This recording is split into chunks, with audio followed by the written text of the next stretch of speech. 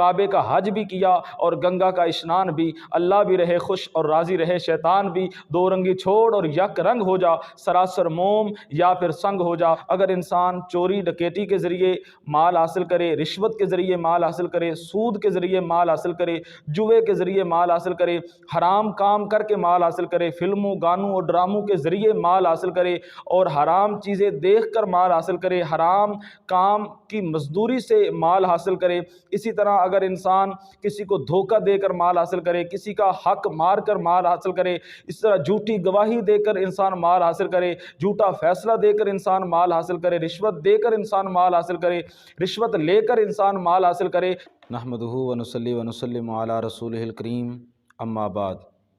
سامعین و ناظرین، قرآن مجید فرقان حمید کے اندر اللہ رب العزت نے بار بار مسلمانوں کو، مومنین کو، اہل اسلام کو پاکیزہ رزق کھانے کی تلقین فرمائی ہے۔ چنانچہ ارشاد فرمایا، یا ایھا الذین آمنوا کلوا من طیبات ما رزقناکم،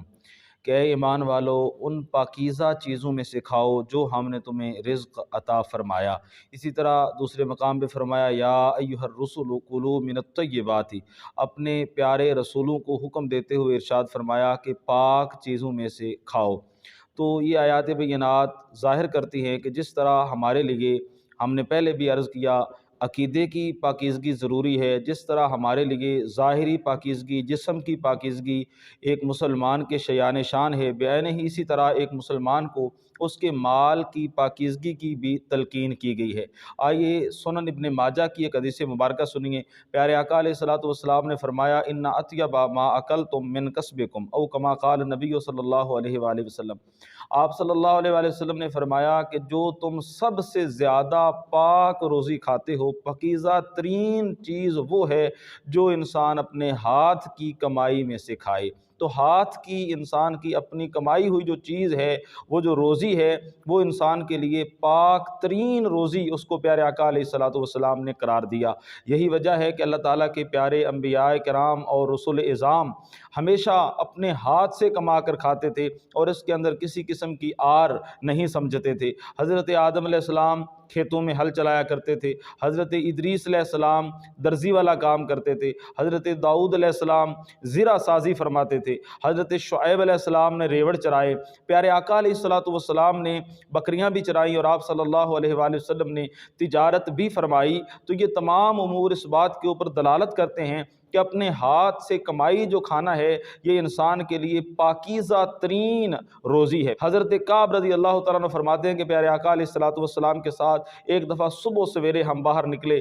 تو ہم نے دیکھا ایک نوجوان جو بالکل تڑکے بالکل صبح ہی اپنے کھیتوں کے اندر کام کرنے کے لیے، محنت کرنے کے لیے نکلا ہوا ہے۔ ہم نے اس کے کام کرنے کو اس کی دنیاوی غرض اور لالچ کے اوپر محمول کیا اور ہم نے کہا کہ کاش یہ نوجوان اتنا زیادہ دین کے رستے پر شوق کے ساتھ نکلتا۔ تو پیارے آقا علیہ الصلوۃ والسلام نے فرمایا کہ اگر تو یہ اس لیے محنت کر رہا ہے کہ دنیا کے لوگوں کے سامنے اس کو ہاتھ نہ پھیلانا پڑے، تو فرمایا پھر یہ اللہ کے راستے میں ہے۔ اور اگر اس لیے محنت کر رہا ہے کہ اس کے والدین ضعیف ہیں اور ان کی خدمت کرنا چاہتا ہے، تو فرمایا پھر بھی یہ اللہ تعالیٰ کے راستے میں ہے۔ اور اگر اس لیے محنت کر رہا ہے کہ یہ مال دولت بہت زیادہ جمع کرے اور لوگوں کے اوپر فخر جتائے، تو فرمایا پھر یہ شیطان کے راستے میں ہے۔ تو جو انسان اپنے ہاتھ سے کماتا ہے نیک نیتی کے ساتھ، تو اس انسان کی جو روزی ہے وہ پاکیزہ ہوتی ہے۔ اور پھر انسان جب صاحب نصاب ہو جائے تو اس میں سے زکوٰۃ نکالنا یہ مزید مال کو پاک ترین کر دیتا ہے۔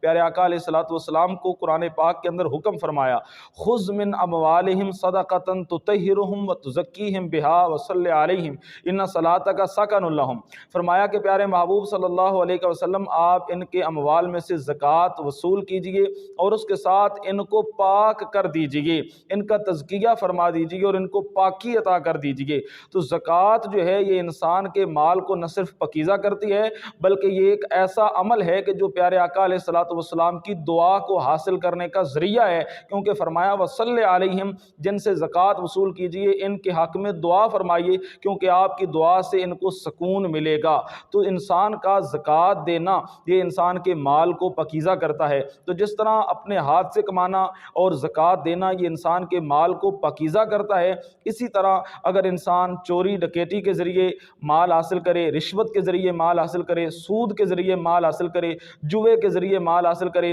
حرام کام کر کے مال حاصل کرے، فلموں گانوں اور ڈراموں کے ذریعے مال حاصل کرے اور حرام چیزیں دیکھ کر مال حاصل کرے، حرام کام کی مزدوری سے مال حاصل کرے، اسی طرح اگر انسان کسی کو دھوکہ دے کر مال حاصل کرے، کسی کا حق مار کر مال حاصل کرے، اس طرح جھوٹی گواہی دے کر انسان مال حاصل کرے، جھوٹا فیصلہ دے کر انسان مال حاصل کرے، رشوت دے کر انسان مال حاصل کرے، رشوت لے کر انسان مال حاصل کرے، تو یہ تمام تر ذرائع جو ہیں یہ مال کو ناپاک کرنے والے ہیں۔ مال پاک تب ہوگا جب انسان کے اپنے ہاتھ کی کمائی ہوگی اور اس میں سے صاحب نصاب ہونے پر انسان زکوٰۃ ادا کرے گا اور مال کو انسان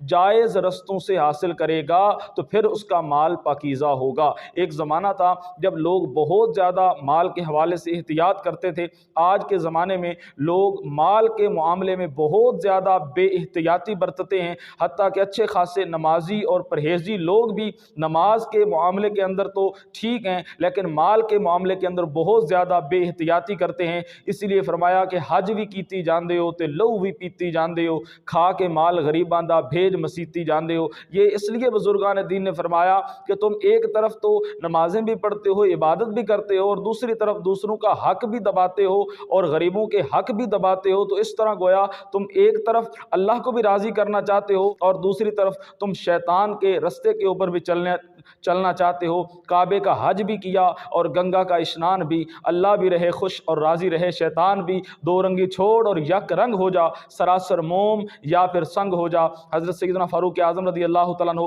غالباً آپ کا زمانہ ہے، ایک شخص زمین بیچتا ہے اور اس زمین میں سے خزانہ نکل آتا ہے۔ زمین خریدنے والا انسان بیچنے والے کے پاس دوڑا جاتا ہے اور کہتا ہے کہ آپ کی زمین میں سے خزانہ نکلا ہے، میں نے زمین خریدی تھی، خزانہ نہیں خریدا تھا، خزانہ آپ کا ہے۔ بیچنے والا کہتا ہے جب میں نے زمین بیچی تھی تو میں نے خزانہ بھی بیچ دیا، لہذا خزانہ آپ کا ہے۔ دونوں اس بات پہ جھگڑ رہے ہیں کہ خزانہ تیرا ہے، وہ کہتا ہے خزانہ تیرا ہے، حتیٰ کہ وقت کے قاضی کے پاس جاتے ہیں اور وہ بھی حیران رہ جاتے ہیں اور فرماتے ہیں کہ تمہاری اولاد ہے، ایک کہتا ہے میری بیٹی ہے، دوسرا کہتا ہے میرا بیٹا ہے۔ وہ ان دونوں کو بلواتے ہیں، ان دونوں کا آپس میں نکاح کر دیتے ہیں اور جہیز میں یہ مال سارا ان کو تحفتاً دے دیتے ہیں جو خزانہ نکلا تھا۔ تو اس قدر لوگ احتیاط کرنے والے تھے کہ کوئی بھی چیز مشکوک جو ہے، کوئی بھی ایسی چیز جس کے اندر شبہ ہوتا تھا وہ اس چیز کو بھی استعمال نہیں فرماتے تھے۔ سیدنا امام اعظم سراج الائمہ، امام الائمہ، امام اعظم سیدنا نعمان بن ثابت رضی اللہ تعالیٰ عنہ، آپ جو ہیں جس دن بادل ہوتے تھے جلدی دکان بند کر دیتے تھے، کپڑے کا کاروبار تھا کہ کہیں ایسا نہ ہو کہ گاہکوں کو نظر کچھ اور آئے